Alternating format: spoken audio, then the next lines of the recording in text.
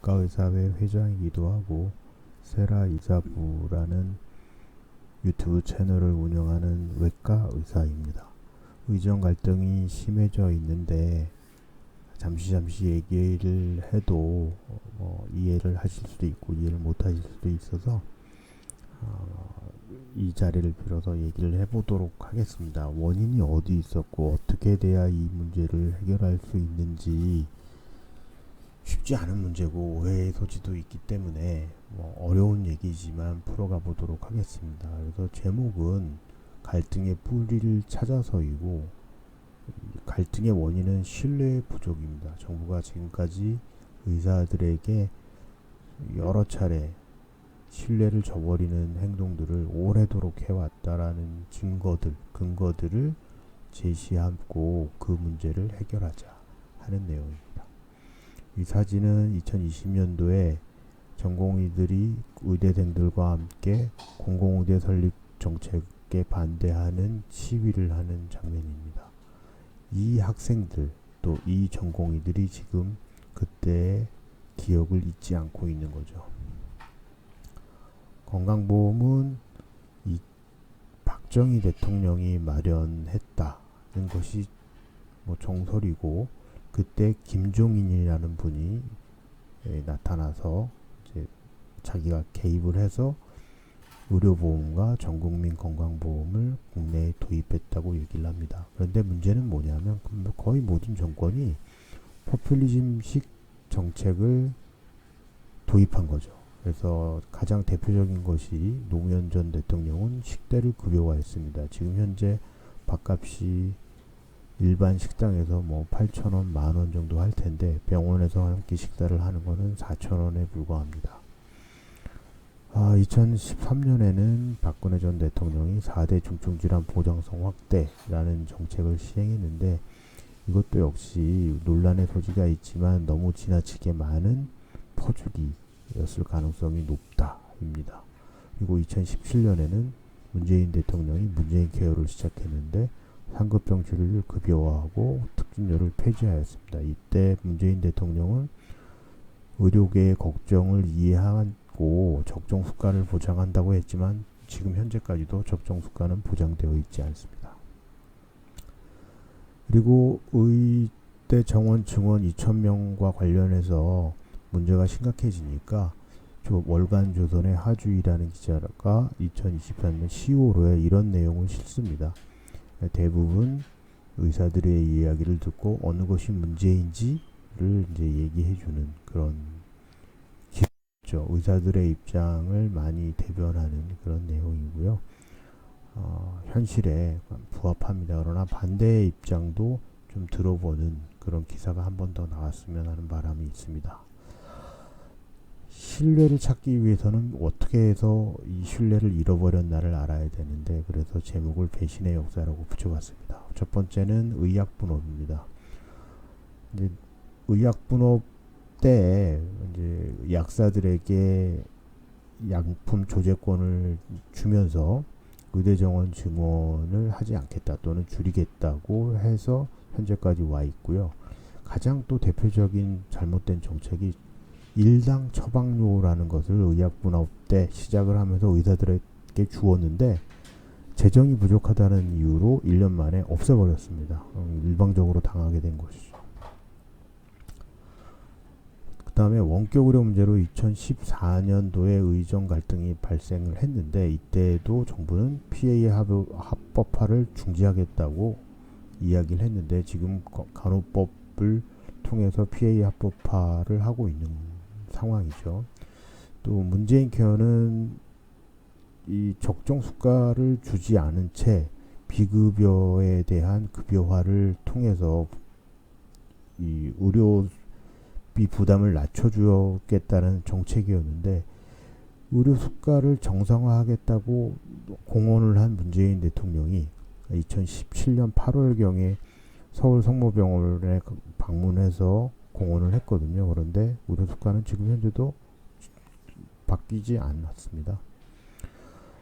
지금은 이제 의대 정원 증원과 관련해서 윤석열 대통령이 강행을 하고 있죠. 그러면서 지역 의료와 전공의들의 여건을 개선하겠다라고 했는데 굉장히 미지수입니다. 그렇기 때문에 신뢰를 이런 정책, 또 근본을 개선하지 않은 정책을 계속하고 있기 때문에 전공의들이 의료 체계가 붕괴된다, 의사사회가 공멸한다라는 인식을 갖게 된 겁니다.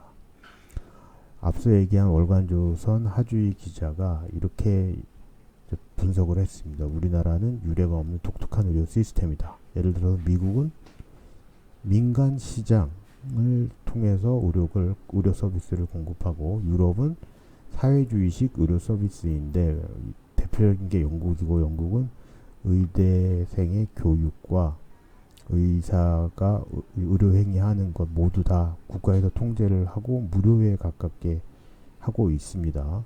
근데 단점이 많이 기다려야 되고, 이 서비스의 질이 불만이 많아지는 그런 시스템이죠. 공무원입니다. 의사가 공무원이기 때문에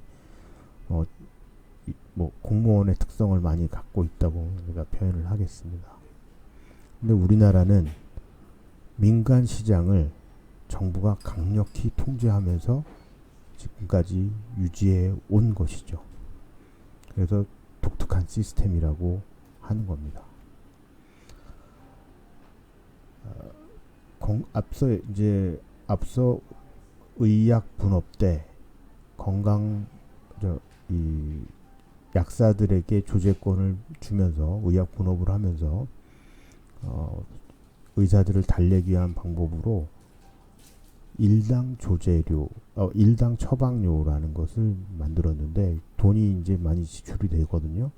그러니까 한 사람이 원스톱으로 할 수 있는 의료 시스템을 투스톱으로 만들어 버리니까, 쉽게 얘기해서 병원도 가고 약국도 가고 하는 시스템으로 만드니까 비용 지출이 늘어날 수밖에 없는데, 그때 비용 지출 늘어난 것을 의사들에 주었던 일당 처방료를 일방적으로 없앴습니다. 그래서 1년 만에 없어진 거죠.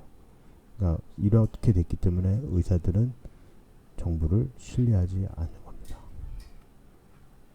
또 PA 양성화 추진을 했다가 추진 않기로 했다고 했는데도 불구하고 지금 간호법으로 진행하고 있고요. 의료계에 적정한 보험 수가를 주겠다라고 했는데 전혀 해결되고 있지 않고요. 공공의대 신설을 위해서 이제 의정 갈등이 또 생겼었는데, 2020년에 이런 일이 생겼었는데, 그때 코로나가 들어오게 되고 의사들에게 도움을 받아야 되니까 이제 의정 합의를 하는데, 그 당시에 의사들이 원치 않는 정책을 일방적으로 추진하지 않겠다라고 의정 합의를 이렇게 합니다. 더불어민주당도 의사들이 원치 않는 정책을 강행하지 않겠다고 합의를 했어요. 이 내용들을 보건복지부의 공무원들이 모를 리가 없습니다. 그런데 윤석열 대통령은 이걸 강행하면서 이제 응급의료센터 몇 군데를 방문하게 되고, 방문을 했을 때 지원을 해주겠다라고 하는데 예비비를 편성해서 지원한다고 그래요. 재정 지원이 없는 겁니다. 여기에 보면 충분한 예산을 확보하도록 노력한다, 이 얘기가 들어간 이유가 재정이 없으면 이 일이 진행되지 않습니다. 다음 동아일보입니다. 올해 전국의 산부인과 의원 10곳 중 9곳은 분만을 한 건도 하지 않았다는 기사입니다. 저출산이 심해지면서 분만 수요가 줄어든 데다 분만 수가는 낮고 소송 위험이 큰 탓에 의사들의 기피 현상이 늘어난 것으로 분석됩니다. 신문은 분만이 가능한 산부인과 의원이 지역별로 최소한이라도 유지될 수 있도록 실질적인 지원이 시급하다는 목소리를 전했습니다. 수가는 낮고 소송 위험이 큰 탓에 의사들의 기피 현상이 늘어난 것으로 분석됩니다. 수가는 낮고 소송 위험이 큰 탓에 의사들의 기피 현상이 늘어난 것으로 분석됩니다. 김종린이라는 분이고, 이분 인터뷰를 보면 본인이 건강보험을 도입했다, 의료보험을 도입했다, 이렇게 얘기를 하세요. 이분이 얘기하는 거는 의료보험을 도입할 당시에 관행수가가 관행수가의 55%, 그 당시에 100만 원을 치료비로 받았다면 55만 원만 받아라 라고 시작을 하면서 정부가 일단 시작을 하고 점차 올려줄게 했는데 앞서 얘기했듯이 올려주지 않았다라는 거죠. 그게 지금까지 와 있는 겁니다. 거기다가 건강보험 당연지정제 강제로 모든 의료기관이 건강보험 급여를 하도록 만들어놨기 때문에 빠져나가지도 못하게 그렇게 해놓은 겁니다. 이런 상태에서 의대정원 증오를 하게 되면 안 된다.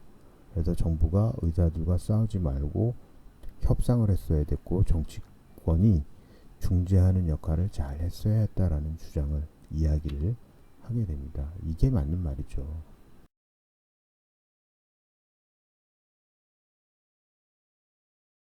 그런데 정부는 간호법을 시행을 하고 간호법을 시행을 하니까 이번에는 의사들이 반대했던 PA를 대형 병원에서 전공의가 없기 때문에 더 그렇겠지만 모집을 하고 있는 그런 광고를 버젓이 내고 있는 거죠. 이 의료 정책 문제는 참 복잡합니다. 한편으로 흘러갈 수도 없고 뭐 어느 편을 들기도 쉽지 않습니다. 그리고 복잡하기 때문에 이 말하면 저 말이 문제고 요 말하면 이 말이 문제고 왔다 갔다 하게 됩니다. 아주 복잡하게 돼 있습니다. 있고 수십 년간 이렇게 되었기 때문에 해결이 쉽지가 않아요.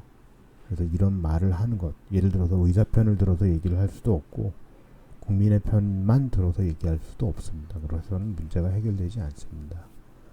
오해 방지를 위한 한마디를 먼저 하겠습니다. 일본은 자연분만이 비급여입니다. 이유는 불필요한 의료비 지출을 줄이기 위한 것으로 보입니다. 또 임신, 분만, 소아 환자에 국한된 이런 문제가 아니라는 것, 그런 인식을 가져야 합니다. 무엇보다 이 시스템을 유지하기 위해서는 신뢰 회복도 중요하고 여러 가지 재정도 있어야 되고 법률도 좀 지원해야 되고 그러는데 의료 서비스의 이용을 줄이지 않으면 안 된다고 생각합니다. 그렇게 되면 이제 의대 정원 증원도 그렇게 2,000명씩 늘리지 않아도 될 수 있는 거고요. 의대 정원 증원을 그렇게 하겠다면 이번에는 비용 지출이 늘어나야 됩니다. 여기에 대한 인식이 있어야 됩니다. 그리고 앞서 얘기한 신뢰를 회복해야 됩니다. 의정 간의 신뢰를 회복하고 협상과 이 타협을 통해서 무언가를 해 나가야 된다라고 생각을 해요.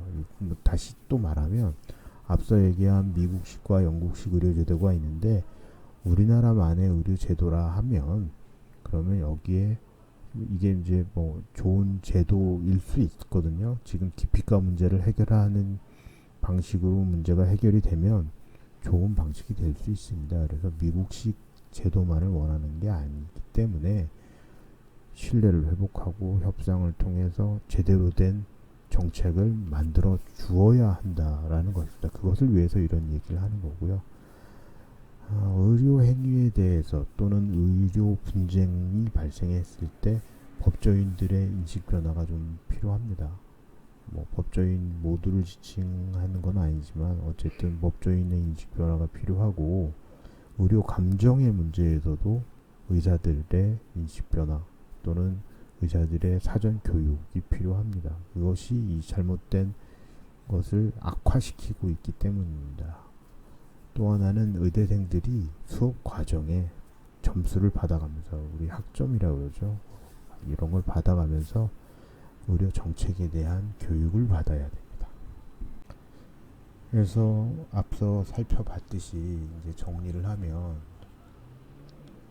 의료보험이 시작될 때 관행수가의 55%로 시작했는데 변화하지 않았던 거죠. 그리고 요양기관 강제지정제를 통해서 의료기관들을 건강보험 급여화하도록 강요했던 것이고요. 이것이 문제의 핵심이다는 것입니다. 이걸 다른 말로 하면 자유민주주의 시장경제를 하는 나라에서 의료만 사회주의 계획경제를 하고 있는데 그 과정이 잘못되었기 때문에 의대정원 2,000명에 대해서 많은 젊은 의사들이 반발하고 있는 거죠.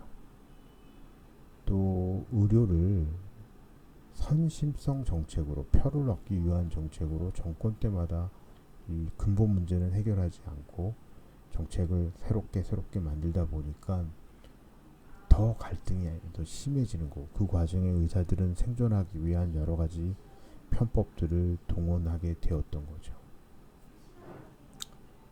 그래서 만약에 뭔가를 제대로 하고 싶다면 요양기관 강제지정제를 없앨 수 없다면 의료 서비스 공급 계약만이라도 자유롭게 또 공정하게 해야 된다고 생각합니다. 이 문제의 시작을 다시 한 번 더 강조하면, 신뢰가 깨지고 배신이 시작된 것은 군사정권 시절에 강행한 의료수가와 요양기관 강제지정제가 그 원인이다 는 말을 하면서 마치도록 하겠습니다.